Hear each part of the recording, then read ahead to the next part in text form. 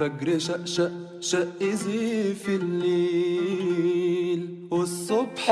انا هبه سامي، اتمسكت يوم 25 يناير، اتنقلت المديريه يوم 25 بالليل.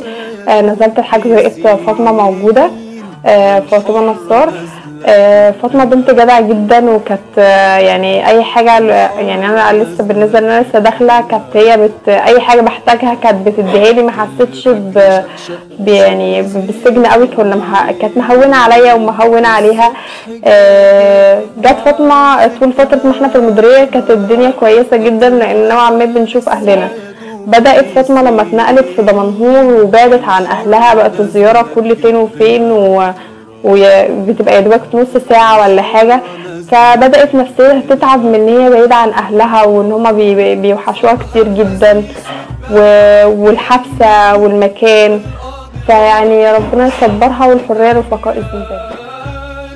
والحرة واقفة في قلب زنزانته، ضحكتها طعنة في قلب كل جبان.